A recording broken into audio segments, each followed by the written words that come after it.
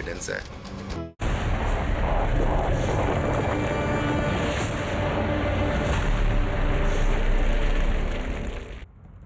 नमस्कार, आप देख रहे हैं मुद्दा गर्म है। मैं हूं आपके साथ प्रीति रघुनंदन। बड़ी खबर आ रही है उत्तराखंड से। उत्तराखंड में जोशीमठ के पास ग्लेशियर टूटने से आई मुसीबत कम होती नहीं दिख रही है। इस बार ऋषिगंगा नदी में बनी एक झील ने परेशानी बढ़ा दी है। सेंट्रल वाटर कमीशन ने इस झील का एक वीडियो भी जारी किया है। इस झील की लंबाई 350 मीटर और गहराई 60 मीटर बताई गई। उत्तराखंड सरकार ने झील की जांच के लिए एसडीआरएफ और एनडीआरएफ की 8 सदस्यों वाली टीम को भेजा है। इस वक्त ये तस्वीरें ऋषिगंगा के पास बनी झील की, जहां पर लगातार स्थितियां बढ़ती और विकट होती हुई जा रही हैं। दीपक रावत लाता गांव से हैं, चमोली, और साथ ही दीपक बिष्ट तपोवन से हमारे साथ जुड़ रहे हैं। सबसे पहले मैं दीपक रावत आपके पास आना चाहती हूं। जरा मुझे बताइए कि ये जो लगातार जानकारियां झील को लेकर आ रही हैं, जो मुसीबतों की तरफ बढ़ने का अंदेशा है, इसके बारे में और क्या अपडेट है? प्रीति, इसकी जानकारी तब मिली थी जब आईटीबीपी की एक टीम एरियल सर्वे पर गई थी और उन्होंने देखा था कि जहां पर ग्लेशियर बस्ट हुआ है उसके आसपास से एक बड़ी झील नज़र आ रही है, जिसकी जानकारी उन्होंने अपने अधिकारियों को दी। और उसके बाद ये तय किया गया कि वहां पर कुछ और टीम्स को भेजा जाएगा, जिसमें साइंटिस्ट की भी टीम होगी और एनडीआरएफ एसडीआरएफ की टीम होगी। जिसके बाद अब इस टीम को भेजा गया है तो नीचे उतर कर ये देखेगी कि ये झील कितनी बड़ी है और एक कितनी बड़ी मुसीबत बन सकती है। लेकिन फिलहाल अगर यहाँ की बात करें, इस पूरे इलाके की जहाँ पर तबाही का मंजर लोगों ने देखा है, वहाँ पर आप देखिए कि लगातार रेस्क्यू का काम चल रहा है। सामने आपको एनटीपीसी का डैम नज़र आ जाएगा। तो ये तमाम काम जो है लगातार किया जा रहा है। राहत सामग्री पहुंचाने का काम किया जा रहा है। आईटीबीपी के जवान लगे हुए हैं। लेकिन इस वक्त पूरे इलाके में थोड़ा बहुत डर का माहौल इसको लेकर भी है, जो नई तस्वीरें सामने आई हैं, क्योंकि उसको लेकर एक सुगबुगाहट ज़रूर है पूरे इलाके में। लोग ये कह रहे हैं कि अगर इस झील में भी इसी तरीके से अगर कोई ग्लेशियर टूट के गिरता है तो मुसीबत बड़ी हो सकती है। तो ऐसे में अब जो टीम भेजी है वो किस तरीके की वहाँ से इनपुट्स निकाल के लाती है और उसमें क्या नज़र आता है, उसके बाद आगे क्या कार्रवाई की जाएगी, उस पर सबकी नज़र बनी हुई है। लेकिन फिलहाल अगर इस पूरे इलाके की बात की जाए तो रेस्क्यू ऑपरेशन बहुत तेजी से किया जा रहा है। टनल में लगातार ड्रिलिंग का काम किया जा रहा है ताकि एक दूसरा ऑप्शनल वे बनाया जाए। जो लोग अंदर फंसे हैं उनको निकालने की कोशिश की जा रही है। मौसम वैज्ञानिक इस पर क्या बात रख रहे हैं, इस पर भी मैं आपसे जानकारी लूंगी और दीपक बिष्ट का भी रुख करूंगी। लेकिन उससे पहले उत्तराखंड त्रासदी में पुलों के बहने की वजह से कई गांवों का शहर से संपर्क कट गया है। तपोवन प्रोजेक्ट के पास धौली गंगा नदी पर एक ट्रॉली पुल तैयार किया गया है, जिसकी मदद से उन गांवों का शहरों से संपर्क जोड़ने की कोशिश की जा रही है। हालांकि गांव के लोगों को इस ट्रॉली पर चढ़ने से डर लग रहा है और न्यूज़ 18 ने उनको भरोसा दिलाने की पहल भी शुरू की है। किसी प्लांट में एक सेना के द्वारा पुल बनाया गया है और ये इसलिए क्योंकि सबसे अहम इसलिए कहा जा रहा है क्योंकि यहाँ पर जो गांव के लोग हैं उनका संपर्क गांव से और दूसरे गांव से टूट चुका है। और इस वजह से हम भी यहाँ पर ये चाहते हैं कि लोगों को दिखाएं, क्योंकि एक ट्रायल यहाँ पर हम भी कर रहे हैं, क्योंकि ये जो दूरी है ये 100 मीटर की दूरी है और इनको लेकर हम यहाँ पर एक डर दूर कर रहे हैं, क्योंकि ये कहा जा रहा था जो गांव के लोग हैं वो ट्रॉली से आना चाहते थे लेकिन इससे नहीं जाना चाहते थे, क्योंकि ये इसको क्या बोलते हैं सर, ये सीट हार्नेस इसे बोला जाता है और ये मजबूती से इसे बांधा जाता है। चले सर, ठीक है, डन। पैर सीधा करो, पैर सीधे करो, चलो। देखिए मैं यहाँ से जा रहा हूँ क्योंकि लोगों को ये दिखाना जरूरी है कि यहाँ से जो दूरी तक आप देख रहे हैं दूसरी तरफ 100 मीटर की दूरी है और इस 100 मीटर की दूरी को किस तरह से पार कर सकते हैं बिना डरे।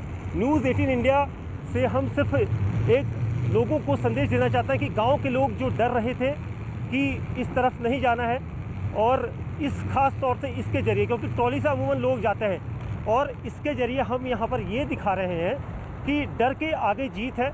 क्योंकि जब हम जा सकते हैं तो गांव के लोगों का एक दूसरे गांव के बीच में संपर्क साधने का जो ये रास्ता है, चिप वे जिसे कहा जाता है, उसके ज़रिए हम भी यहाँ पर आए हैं। और देखिए ये इतनी हाइट है, यहाँ पर लगभग 50 से 60 मीटर जो हाइट है, उस हाइट में हम हवा में हैं और ये रिस्क लेकर हम इसलिए कर रहे हैं क्योंकि हमें भी बताया गया था कि काफ़ी रिस्क है। लेकिन लोग जो गांव के लोग हैं, भंगूल गांव जो है वहाँ के लोग इस तरफ आना चाहते थे लेकिन इसमें नहीं आना चाहते थे क्योंकि उन्हें डर लग रहा था, क्योंकि काफ़ी हाइट है और दूरी है। और इस रस्सी के ज़रिए हमने उनका डर दूर करने के लिए ये ऑप्शन चुना, क्योंकि लोग डरे नहीं और इस डर के आगे जीत है। और इसी तरह से लोगों को एक दूसरे के आसपास या गांव में इसी तरह से रोज़मर्रा आना पड़ेगा। दीपक बिष्ट, आपकी हमें रिपोर्ट देख रहे थे किस तरह से भरोसा जगाने की कोशिश न्यूज़ 18 इंडिया कर रहा है, लेकिन इन तमाम जानकारियों के बीच और हौसला बढ़ाने के बीच किस तरह की चुनौतियां अभी भी तपोवन में हैं?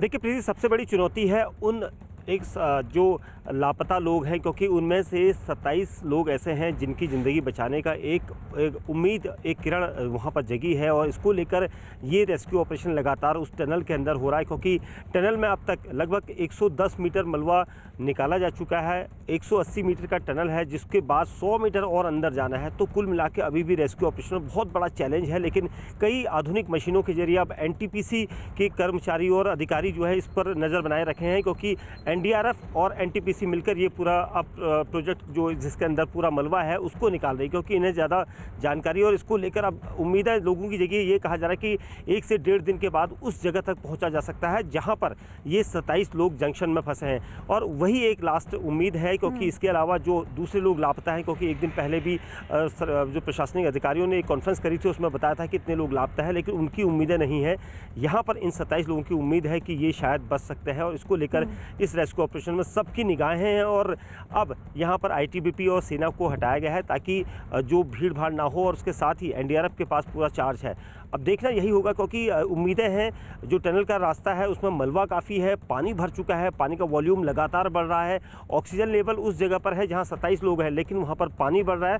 खतरा सिर्फ पानी का है, क्योंकि ऑक्सीजन तो मिल रही है उन्हें, लेकिन पानी अगर ज़्यादा बढ़ गया तो उसकी जो है वो उम्मीद की आखिरी किरण वही है। तो देखना यही होगा कि किस तरह से अब उनका बचाव और उनका कैसे हो सकता है, क्योंकि रेस्क्यू ऑपरेशन जितनी जल्दी होगा, मलबा जितनी जल्दी हटेगा, उतनी जल्दी उस टनल के उस कोने तक, जंक्शन तक पहुँचा जा सकेगा, जिसके लिए 1 से 1.5 दिन चमोली में दीपक, जो 7 फरवरी को जोशीमठ के पास ग्लेशियर टूटा था और उसके बाद जो तबाही आई थी, उसके बाद की स्थितियां हमारे दोनों सहयोगी बता रहे हैं, लेकिन इस वजह से धौलीगंगा नदी में बने कई पुल बह गए हैं। न्यूज़ 18 की टीम ने हेलीकॉप्टर के जरिए इन तबाही से हुए नुकसान की जानकारी जुटाने की कवायद की है। न्यूज़ 18 की टीम राहत के काम में जुटे आईटीबीपी के जवानों के साथ उन इलाकों में पहुंची जहां आपदा की वजह से राशन पहुंचने में बहुत मुश्किलों का सामना करना पड़ रहा है। न्यूज़ 18 इंडिया पर लगातार हम आपको एक्सक्लूसिव तस्वीरें दिखा रहे हैं कि आखिर त्रासदी के बाद इस पूरे इलाके की हालत क्या हुई है, किस तरीके की अब यहाँ पर तस्वीरें नज़र आ रही हैं, क्योंकि पूरे की पूरी वैली की अगर बात की जाए तो यहाँ पर नुकसान काफ़ी ज़्यादा हुआ है।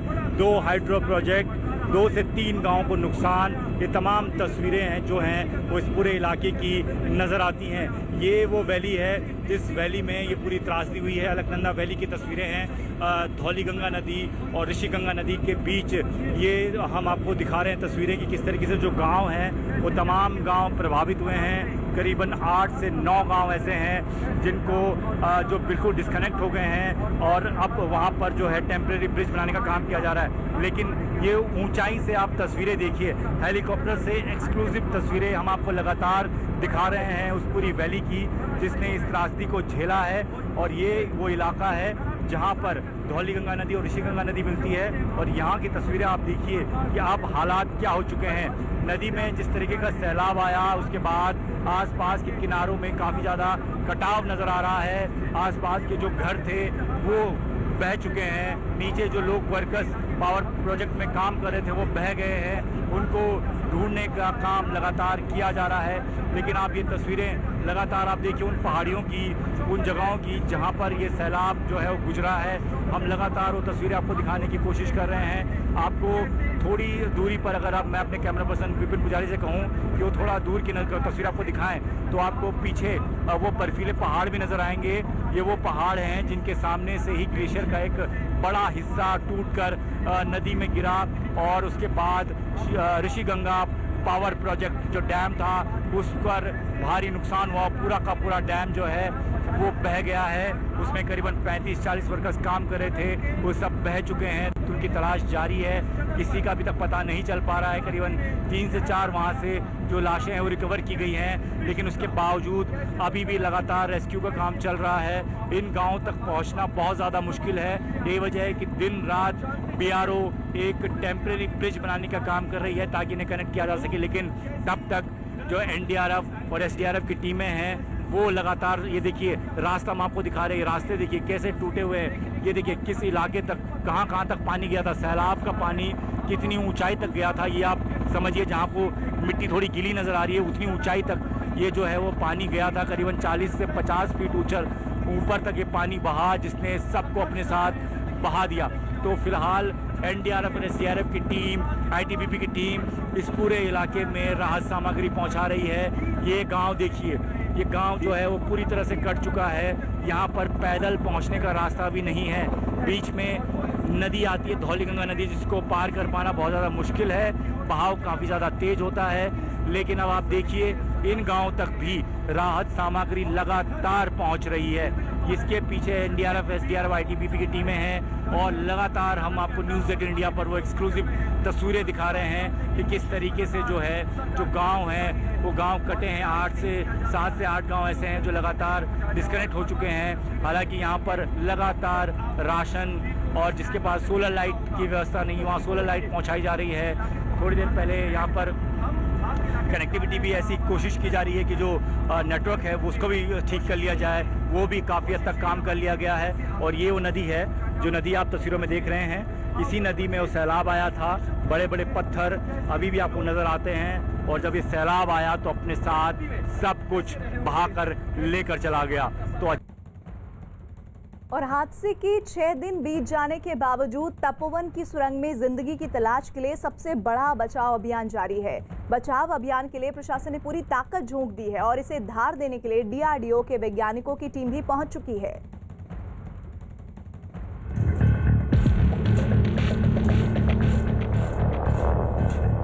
तपोवन में सबसे बड़ा बचाव अभियान जारी।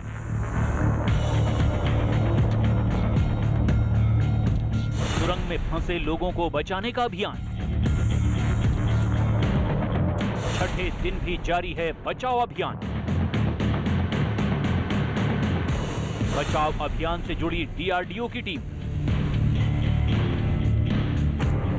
तपोवन के मलबे से भरी सुरंग में बचाव अभियान छठे दिन भी जारी है। आपदा के बाद शुरू हुए इस सबसे बड़े बचाव अभियान से जुड़ी टीम 30 से ज्यादा लोगों की जान बचाने के लिए दिन रात काम कर रही है। जेसीबी और चेन माउंटेन मशीन से लेकर नई नई तकनीकों की मदद से सुरंग की खुदाई और मलबा निकालने का काम तेज कर दिया गया है। क्योंकि हादसे के 6 दिन हो चुके हैं, इसलिए बचाव टीम सुरंग में फंसे लोगों और वक्त की अहमियत को बखूबी समझ रही है। एनटीपीसी के अधिकारियों की देखरेख में चल रहे बचाव अभियान ने अब लोगों की धड़कनें और बढ़ा दी है। अब हम लोग काफ़ी प्रोग्रेस कर रहे हैं और कल से चेन माउंटेन मशीन भी लगा देंगे और अब प्रोग्रेस काफ़ी बढ़ गई है। अभी टायर माउंटेन पहले हम लोग लगा रहे थे, कोई नज़दीक था। अब अंदर हम जो है कि स्क्वेटर लगा दिए हैं, चेन माउंटेन और डंपर भी लगा दिए हैं। अब प्रोग्रेस बढ़ रही है। अब जल्दी बचाव अभियान के दौरान किसी तरह की गफलत न रहे और इसकी रफ्तार पर कोई असर न हो, इसके लिए हर काम बेहद सोची समझी योजना के मुताबिक किया जा रहा है। जितने हिस्से से मलबा निकाल लिया गया उसको चिन्हित किया जा रहा है और बचाव दस्ता लक्ष्य की तरफ तेजी से बढ़ रहा है। रणनीति के तहत जो काम किया जाएगा वो प्लानिंग ये रहेगी कि यहाँ पर जो मलबा निकाला जा रहा है, अब इसके अंदर डंपर भेजा गया है और डंपर अंदर जाता है और उसमें जो क्रेन है वो यहाँ पर उसमें मशीनरी के जरिए जो है मलबा डाला जाता है। आप दूर आप देख सकते हैं यहाँ पर 40 मीटर 30 मीटर जो लिखा गया है, मैं दिखाना चाहूँगा कि कमल देव दिखाइए। पहले ये 20 मीटर देखिए, पहले 20 मीटर लिखा हुआ है और 20 मीटर के बाद यहाँ पर उसके आगे का रो है जो उसमें 30 मीटर लिखा है, उसके आगे 40 मीटर लिखा हुआ है और 40 मीटर जो है इस तरह से लिखा हुआ है ताकि किसी भी तरीके से जो परेशानी ना हो। कितनी खुदाई हो चुकी है, कितना मलबा लिया जा चुका है। उत्तराखंड के दूसरे प्रभावित हिस्सों में सुधार के बाद अब सारा जोर सुरंग में फंसे लोगों को बचाने पर है। इसी वजह से दूसरी जगहों से भी कई टीमें मदद के लिए यहां पहुंच गई हैं। बताया गया कि तपोवन के एनटीपीसी प्लांट में डीआरडीओ के वैज्ञानिकों की एक टीम भी पहुंची है। ये टीम सुरंग में चल रहे बचाव अभियान का मुआयना कर जरूरी सुझाव दे रही है। फिलहाल आईटीबीपी और सेना के जवानों को प्लांट के पास से कैंप में वापस भेज दिया गया है, लेकिन जब भी उनकी जरूरत होगी उन्हें बुला लिया जाएगा। किसी भी इमरजेंसी से निपटने के लिए सेना की एक टीम फर्स्ट एड के लिए तैयार है। इस वक्त बचाव अभियान की कमान पूरी तरह एनडीआरएफ के हाथों में है, जिन्हें एसडीआरएफ के जवानों से पूरी मदद मिल रही है। लगातार हमारी टीम आज छठे दिन यहाँ पे काम कर रही है और हम इस आशा और विश्वास के साथ लगातार काम में जुटे हैं कि निश्चित रूप से हम जो ऑपरेशन को स्टार्ट किया था वो अंजाम तक पहुँचेगा। नई मशीनें भी यहाँ पे ज्वाइन कर चुकी हैं और रेनी में भी जो हमारी टीम लगातार भागों में डेड बॉडी सर्च करने का काम कर रही थी, अभी और भी सिविल के भी जेसीबी ने वहाँ पे ज्वाइन किया है, डंपर्स ने ज्वाइन किया है। बताया गया कि सुरंग से सुबह तक 105 मीटर लंबा मलबा निकाला जा चुका है। अच्छी बात ये भी है कि सुरंग के भीतर 185 मीटर तक अधिकारियों की टीम ड्रोन कैमरे के जरिए पहुंच चुकी है, यानी उम्मीद की लौ अभी बुझी नहीं है और चमत्कार का इंतजार हर किसी को है। और बड़ी खबर इस वक्त की है कि राज्यसभा से इस्तीफा देने के बाद टीएमसी नेता दिनेश त्रिवेदी ने इशारों में टीएमसी के लिए प्रचार का काम करने वाले प्रशांत किशोर पर निशाना साधा है। उन्होंने आरोप लगाया कि तृणमूल कांग्रेस अब मां माटी मानुष की बजाय कॉर्पोरेट पार्टी होती जा रही है। तो ये बड़ा हमला उनकी तरफ से किया गया है प्रशांत किशोर को लेकर, और साथ ही साथ ये पूरा जो घटनाक्रम हुआ है उसमें उन्होंने एक नए एंगल को दिया है कि प्रशांत किशोर ही एक और वजह हो सकते हैं जिसकी वजह से उन्हें इस्तीफा देने पर मजबूर होना पड़ा। स्थिति इसीलिए आई कि हम कहाँ बात करें, किसी के पास समय नहीं है। तो आप किससे दुखी थे? किसी के पास समय नहीं है। नहीं तो आप अब जब पार्टी चली जाती है कोई कॉर्पोरेट प्रोफेशनल के हाथ में, वो ही पार्टी चलाते हैं, तो हम बात किससे करें? और उनके पास किसी के पास समय नहीं है। और जिसको राजनीति का र क ख नहीं पता है वो हमारे नेता बन जाते हैं। अब तो ऐसी परिस्थिति में आदमी करे तो करे क्या? तो क्या बीजेपी ज्वाइन कर रहे हैं? अभी तो हम अपने आप में हैं। ऐसी परिस्थितियों में जैसे हमने रेल मंत्रालय जब छोड़ा तभी हमने यही बात कही थी कि मेरे लिए देश बड़ा है। और हमारे साथ हमारे दो सहयोगी इस वक्त जुड़ रहे हैं। अरुण कुमार जुड़े हुए हैं, साथ ही साथ आशिका जुड़ रही हैं कोलकाता से। सबसे पहले मुझे ये समझाइए आशिका कि आखिर एक एक कर टीएमसी के दिग्गज क्यों छोड़ रहे हैं पार्टी को, और जो आरोप लगा रहे हैं उनमें कमोबेश सबकी जो अगर नंबरिंग की जाए तो 3-4 पॉइंट सेम ही दिख रहे हैं। प्रीति, सबसे बड़ी शिकायत अगर किसी से है तो अभिषेक बनर्जी से है, पार्टी के नेताओं को। उसके बाद प्रशांत किशोर का नाम आता है और दोनों एक साथ एक डर्रे पर पार्टी को चला रहे हैं, जिससे जो वरिष्ठ नेता है कई नेता नाराजगी जता चुके हैं। और इसी क्रम में अब दिनेश त्रिवेदी का नाम जुड़ गया है। ये जो शब्द उन्होंने आज इस्तेमाल किए हैं कि काम करने नहीं दिया जा रहा है, घुटन हो रही है, यही वो शब्द हैं जो कहकर राजीव बनर्जी भी पार्टी से बाहर गए थे, शुभेंदु ने भी पार्टी छोड़ी थी, और वैशाली डालमिया और भी कई नाम है जो यही बात कर उन्होंने अपने मंत्री पद से, विधायक पद से इस्तीफा दिया, आगे चल करके बीजेपी में शामिल हुए।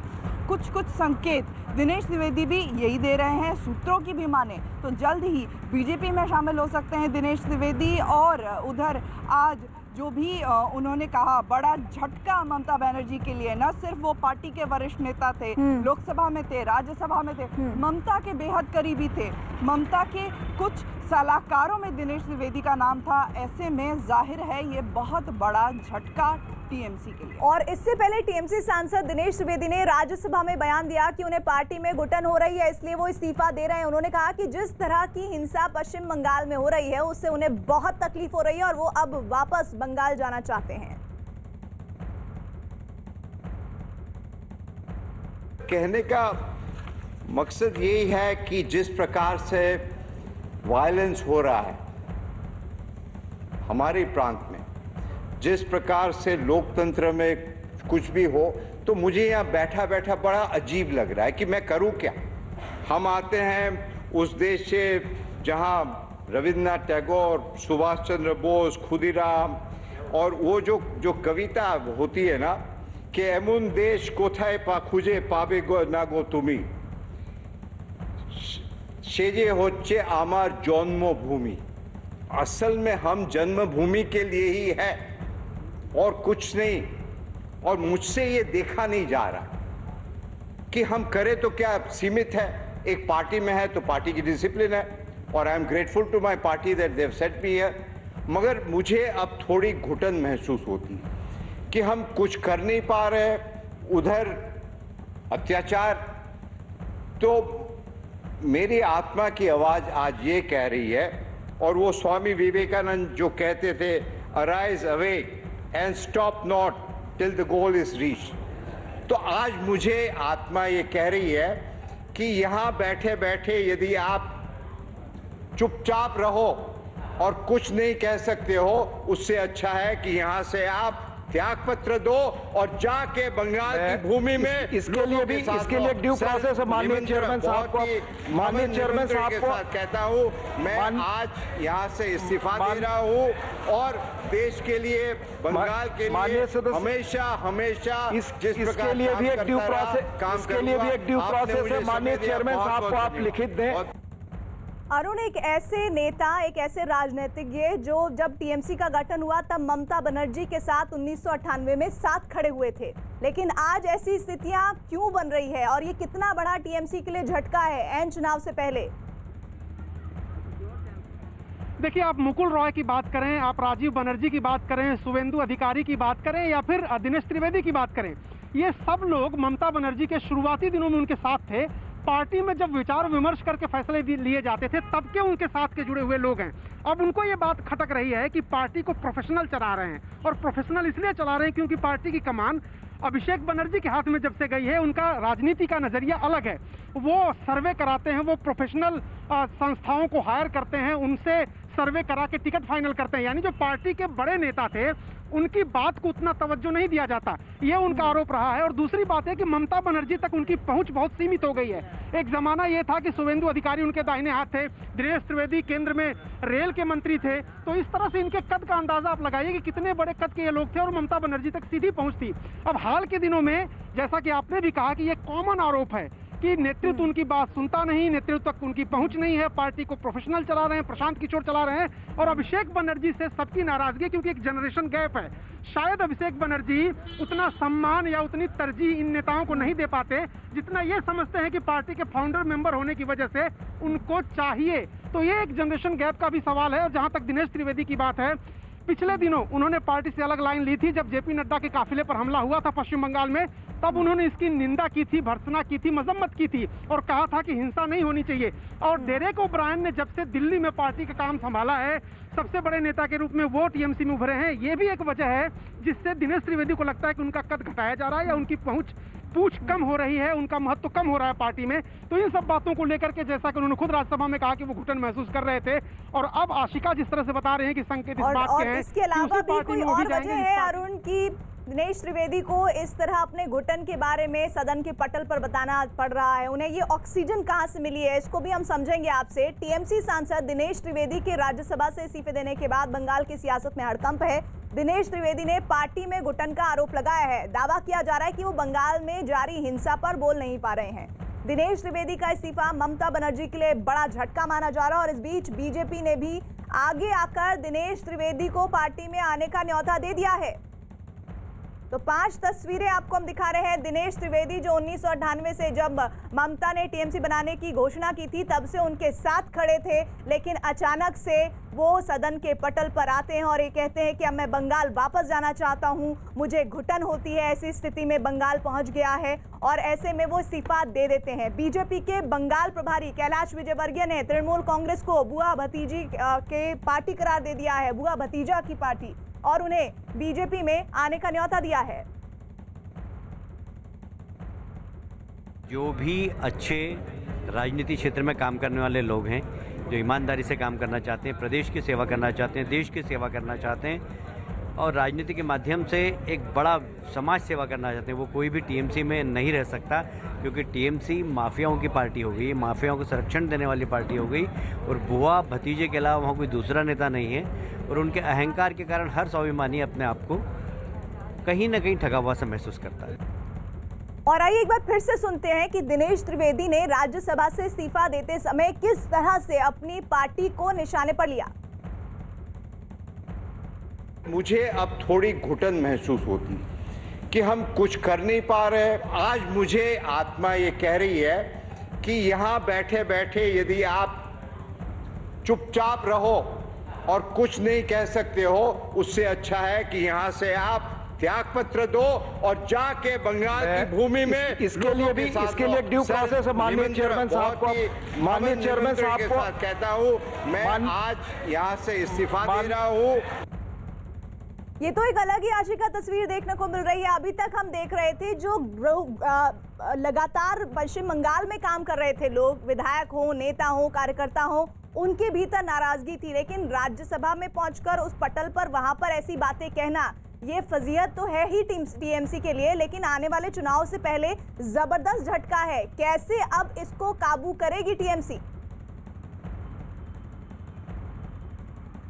तृणमूल को भी ये खबर नहीं थी प्रीति कि ऐसा कुछ होने वाला है। बहुत बड़ा झटका तृणमूल कांग्रेस के लिए, जैसा कि बीजेपी का दावा है कि कई विधायक, कई मंत्री उनके संपर्क में हैं, कभी भी वहां से टूटकर आ सकते हैं। इस बीच बीजेपी में ये भी कवायद चल रही है, ये भी बात चल रही है कि ये जो लगातार टीएमसी से नेता आ रहे हैं, उनका बैकग्राउंड देखकर उन्हें लाना भी ज़रूरी है, लेकिन नाराज़गी का दौर चल रहा है, चलेगा। कई नेता और मंत्री, विधायक नाराज़गी जता चुके हैं, कई जा चुके हैं, कई के नाम अब भी लिस्ट में शामिल हैं। बीजेपी का दावा है कि अब भी कई विधायक, सांसद और उनके संपर्क में हैं। जी आशिका, लगातार आप इस खबर पर जो डेवलपमेंट्स हो रहे हैं उन पर निगाह बना के रखिएगा। मैं आती रहूंगी। अरुण, आपके साथ भी मैं जुड़ूंगी। इधर पश्चिम बंगाल बीजेपी के अध्यक्ष दिलीप घोष ने दिनेश त्रिवेदी को बीजेपी में शामिल होने का ऑफर दिया है और सोनार बांग्ला बनाने के लिए साथ जुड़ने की अपील की। अब वो काम करना चाहते हैं बंगाल के लिए, उनका दम घुट रहा था। ये बात तो हम पहले बोल चुके थे कि वहाँ काम करने का लायक परिवेश नहीं है, कोई सज्जन व्यक्ति वहाँ टिक नहीं सकता है। आज वही बात साबित हो रही है। अगर दिनेश जी को कुछ काम करना है बंगाल के लिए, भाजपा तैयार है उनको साथ लेके काम करने के लिए। आइए, हाथ बढ़ाइए, बंगाल को सोनार बांग्ला बनाएंगे। टीएमसी ने दिनेश त्रिवेदी पर जोरदार हमला बोला। टीएमसी नेता मदन मित्रा ने इशारों में दिनेश त्रिवेदी की तुलना गद्दार से कर दी। हम एक तृणमूल का वर्कर, लेकिन ये तो मेरा सामने देखा है कितना बड़ा बड़ा पोस्ट बनाया था ममता बनर्जी, खाली नोबल नहीं दिया, नोबल छोड़ के सब कुछ दिया था, तो वो भी चला गया। ठीक है, लेकिन इधर में जो आज पार्टी का आदमी था, ये सबको मालूम है कि हम सब अगर एक साथ मर भी जाएंगे, आज रात में मौत होगा तो जनता याद करेंगे ये सब एक ईमानदार का लाश था, कोई गद्दार का लाश नहीं आया। और तृणमूल में कोई गद्दार का जाएगा नहीं है। हमारा लीडर एक ममता बनर्जी, पार्टी एक तृणमूल कांग्रेस। और बीजेपी नेताओं की तरफ से दिनेश त्रिवेदी को पार्टी में शामिल होने के न्योते के बीच सूत्रों के हवाले से बड़ी खबर आ रही है कि दिनेश त्रिवेदी बीजेपी में शामिल हो सकते हैं। और दिनेश त्रिवेदी के इस्तीफे पर तृणमूल कांग्रेस ने कड़ी प्रतिक्रिया जाहिर की है। तृणमूल सांसद सौगत रॉय ने तंज कसा है, दिनेश त्रिवेदी के जाने से किसी जमीनी कार्यकर्ता को राज्यसभा में जाने का मौका मिलेगा। हमारे साथ हैं टीएमसी सांसद सौगत रॉय जी। सौगत जी, जिस तरीके से आज पार्टी की तरफ से बजट पर बोलने के लिए दिनेश त्रिवेदी खड़े हुए, लेकिन सदन में इस्तीफा दे दिया, पार्टी के लिए बड़ा झटका? झटका तो नहीं है, तृणमूल के मतलब है ग्रास रूट, तो ये हमें मौका देगा एक ग्रास रूट वर्कर को राज्यसभा में भेजने का। और ये इस्तीफा देने का कायदा भी नहीं है। इस्तीफा in writing, in person chairman को पास देने पड़ेगा। हम देखेंगे वो करते हैं कि नहीं। 5 दिन पहले ट्रैवल किया, कुछ नहीं बोला। कल वो शरद पवार जी के पास गए थे, बोला कि वो डिसैटिस्फाइड है। तो इतना चरम कदम उठाएंगे ये हमें पता नहीं था। और